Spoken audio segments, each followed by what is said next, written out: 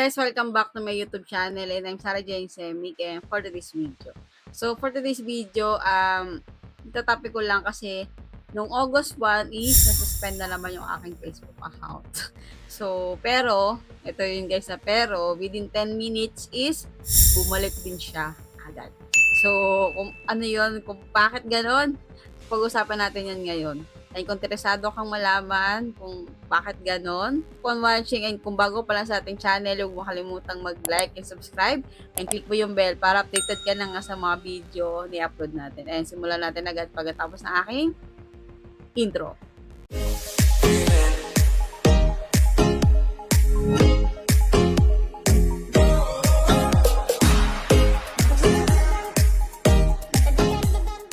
Yun nga guys, nung August 1 is nasuspend ulit yung aking Facebook account. Pero guys, bumalik din naman siya within 10 minutes. So, nag-appeal ako niyan, tapos ilalagay ko yung record. So, yung ginawa ko, nag-appeal ako kasi, di ba, after mag-appeal, may lalabas na face recognition. So, nagpa-paste ako dyan. So, ilalagay ko yung record nung ginawa ko. Then, after 10 minutes, nag-email ulit si Meta na active na ulit yung Facebook ko. Bumalik na ulit yung Facebook ko. So, ayun, bakit kaya ganun? Bakit nasuspend na naman siya tapos bumalik agad? So, baka naka-meta verify ako. Kasi nung time na yun is naka-meta verify yung ating account.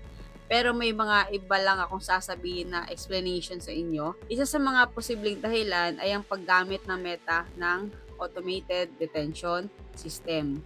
Araw-araw, bilyong-bilyong post, videos, comments at account ang chinecheck ng kanilang system. Dahil automated ang malaking bahagi ng proseso, may pagkakataon na may mga account na pagkakamalang may violation kahit wala naman.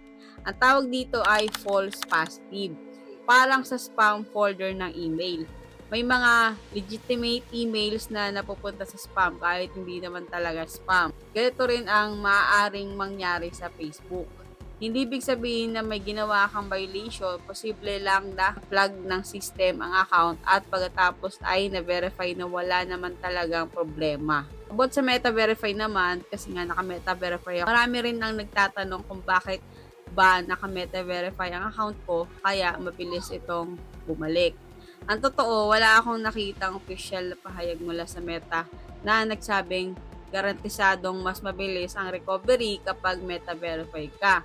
Pero may mga benepisyo ang Meta Verify tulad na identity verification, account protection, at access sa Meta support.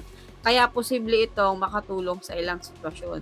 Pero hindi natin pwedeng sabihin na iyon talaga ang dahilan ng mabilis na pagbalik ng account. Dahil wala tayong official na confirmation. Ito yung reminder ko guys. Ito yung importanteng reminder. Kung sakaling nangyari rin ito sa inyo, huwag agad magpanik. Basahin muna ang notification. Kung naniniwala kayong mali ang naging desisyon, gamitin ang official appeal process ng Meta. At siguraduhin updated ang security settings tulad ng two-factor authentication at recovery information. So, sa naging experience ko ngayon, syempre nakakagulat dahil nasuspend na naman ako after ng nung huli kong nasuspend yung account ko July 20, tapos ngayon August 1 is nasuspend na naman, tapos bumalik din naman agad. So, sa naging experience ko, parang nakakalito talaga sa Meta. Hindi natin alam kung kailan tayo talaga i-suspend niya, padi-disable yung ating account. So, dahil lang kasi sa bagong update ni Meta na may AI detention na siya. So, napakaingat at napaka-stricto talaga ni Meta pagdating doon. Kapag may nakita siyang flag or kakaibang activity sa ating account is madedetect niya agad. So, kung nakaranas kayo ng ganun, okay na yung account nyo tapos bigla kayo na-suspend ulit, so mag-comment ka sa ating comment section kung nakaranas ka rin ng ganun. Share nyo yung nag-experience nyo at pwede nating pag-usapan yun sa next tutorial natin. Sinabi ko lang sa inyo yung nangyari ulit sa ating account. So, pero naman, naibalik naman siya ulit. Naging maayos naman nating account at tuloy-tuloy pa rin sa pag-upload sa ating Facebook account. At I hope sana wala na maging violation yung ating account Kasi itong mga share ko sa inyo is based talaga sa nangyari sa ating account.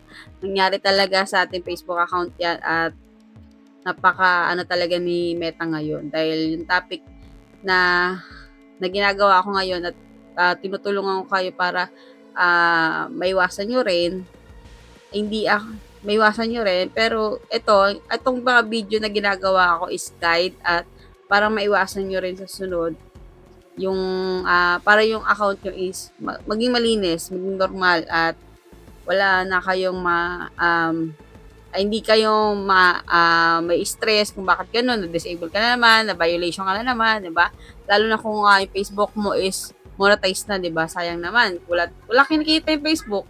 So, sayang naman talaga yung mga pinaghirapan natin. Pero, sana, masusunod, na ano natin, na maging ayos na yung account natin at tuloy-tuloy na yung pag-upload natin. So, that's all for this video. Ito lang. At huwag mo kalimutang mag-like and subscribe and click mo yung bell para updated ka na nga sa mga video na upload. Gusto mong matutunan kung paano gumawa ng maayos at professional appeal kay Meta, panoorin nyo lang yung mga video natin na in-upload dito sa ating channel. Marami na pong ginawang kung paano po tayo mag-a-appeal ng form, paano tayo mag-submit ng report. So, check nyo lang yung ating playlist sa ating YouTube account for recovery. So, nandun na lahat ng ating full video tutorial at tinuro ko doon lahat kung paano tayo mag-appeal ng mga na-disable na account, mga na-restrict. Nagkamali lang naman si Meta, para may balik mo rin yung iyong Facebook account.